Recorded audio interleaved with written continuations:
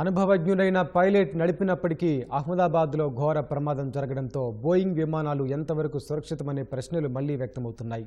6 ఏళ్ల క్రితం Indonesia, ఇథియోపియాలో 737 max 8 శ్రేణి జెట్లు ప్రమాదానికి గురయ్యాయి. అహ్మదాబాద్లో ప్రమాదం జరిగిన 787 డ్రీమ్ లైనర్లో తరచూ సాంకేతిక సమస్యలు తలెత్తుతున్నాయి. అయితే 787 విమానం కోలడం మాత్రం ఇదే తొలిసారి. ఈ ఘటనపై విచారణకు సహకరిస్తామని బోయింగ్ సంస్థ అధ్యక్షుడు ప్రకటించారు.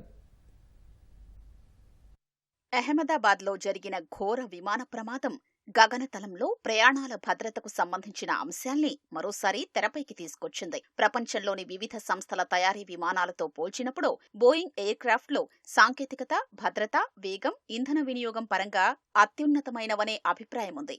ముఖ్యంగా 787 డ్రీమ్ లైనర్ విమానాలు ఎక్కువ సంఖ్యలో ప్రయాణికుల్ని సుదూర గమ్యస్థానాలకు తీసుకెళ్లడానికి అనువైనవి. డ్రీమ్ లైనర్ విమానాల్లో ఇప్పటికే పలుమార్లు సాంకేతిక సమస్యలు తలెత్తినా ఆ శ్రేణి విమానం కుప్పకూరడం ఇదే తొలిసారి.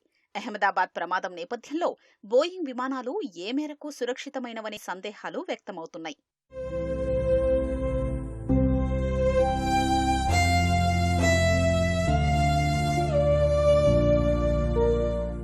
అమెరికాకు చెందిన విమాన నిర్మాణ సంస్థ బోయింగ్ 787 డ్రీమ్ లైనర్ శ్రేణి విమానాల తయారీకి 2000 సంవత్సరంలో సంకల్పించింది. ఎక్కువ దూరం ప్రయాణించే విమానాల్లో విప్లవాత్మక మార్పులు తీసుకొచ్చేలా ప్రాజెక్టుకు శ్రీకారం చుట్టింది. తొలి డ్రీమ్ లైనర్ 2009 డిసెంబర్ 15న గగనతలంలో చక్కర్లు కొట్టింది.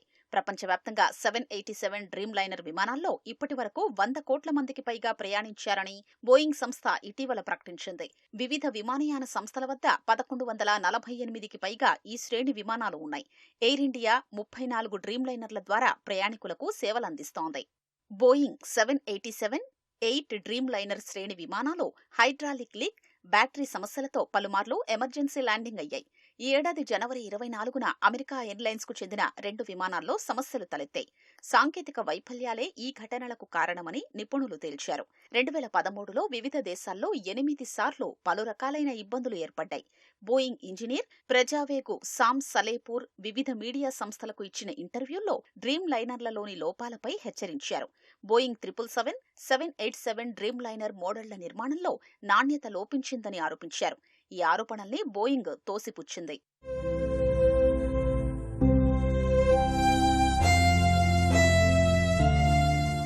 బోయింగ్ తయారు చేసిన 737 మ్యాక్స్ 8 శ్రేణి విమానాలు 6 ఏళ్ల క్రితం ఇండోనేషియా, ఇథియోపియాలలో ఘోర ప్రమాదాలకు గురయ్యాయి. 2018 అక్టోబర్ 9న 181 మంది ప్రయాణికులు, 8 మంది సిబ్బందితో జకార్తా నుంచి బయలుదేరిన లయన్ ఎయిర్ సంస్థకు చెందిన విమానం జావా సముద్రంలో పడిపోయింది. 2019 మార్చిలో ఇథియోపియన్ ఎయిర్లైన్స్ విమానం అడిస్ అబాబా నుంచి బయలుదేరిన కొద్ది సమయానికే కూలిపోయి 157 మంది మరణించారు. ఈ 2 ఘటనలతో అమెరికాతో పాటు వివిధ దేశాలు 737 మ్యాక్స్ 8 విమానాల నిలిపివేతకు ఆదేశించాయి. తమ విమానాలపై ఆంక్షల ఎత్తివేతకు బోయింగ్ సంస్థ అక్రమాలకు పాల్పడిందని అమెరికా జస్టిస్ డిపార్ట్మెంట్ అభియోగాలు మోపడంతో ఆ సంస్థ $250 కోట్ల చెల్లించి ఆ వివాదాన్ని పరిష్కరించుకుంది. నేరాభియోగాలపై విచారణలో శిక్ష నుంచి తప్పించుకునేందుకు 737 మ్యాక్స్ 8 విమాన ప్రమాదాల్లో మృతుల తరపు బంధువులకు పరిహారం చెల్లించేందుకు ఈ ఏడాది మే నెలలో అంగీకరించింది.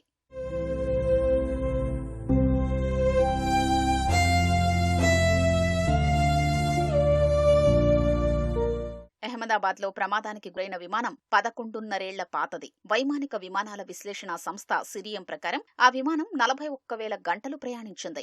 ఎయిర్ ఇండియా వద్ద మొత్తం 34 బోయింగ్ 787 విమానాలు ఉండగా వాటిలో బోయింగ్ 787-8 పాత విమానాలు 27 ఉన్నాయి. వాటిని రాబో నెలల్లో నవీకరించాలని ఎయిర్ ఇండియా నిర్ణయించింది. పాత బోయింగ్ 787-8 విమానాల్లో తొలి విమానాన్ని జూలైలో నవీకరించాలని ఎయిర్ ఇండియా నిర్ణయించింది. మిగిలిన B787-9 విమానాలు ఎయిర్ ఇండియాలో విస్తారా విలీనం తర్వాత చేరాయి. భారత్లో ఎయిర్ ఇండియా, ఇండిగో వద్ద మాత్రమే బోయింగ్ 787 విమానాలు ఉన్నాయి.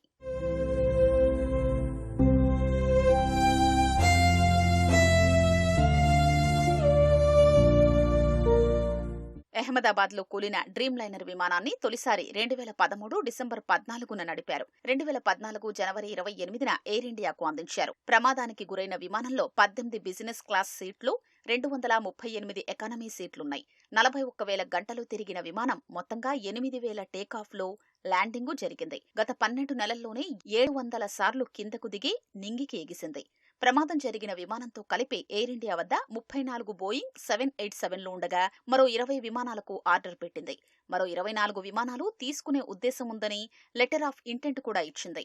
విమాన ప్రమాదం నేపథ్యంలో విమానం తయారీ సంస్థ బోయింగ్ అధ్యక్షుడు CEO Kelly Ortberg Air India chairman N చంద్రశేఖరన్తో ఫోన్లో మాట్లాడారు. ఎయిర్ ఇండియా విమానం 171లోని ప్రయాణికులు, సిబ్బంది సహా అహ్మదాబాద్లో ప్రభావితమైన ప్రతి ఒక్కరికి సానుభూతి తెలిపినట్లు ఆర్ట్బెర్గ్ ఒక ప్రకటనలో తెలిపారు.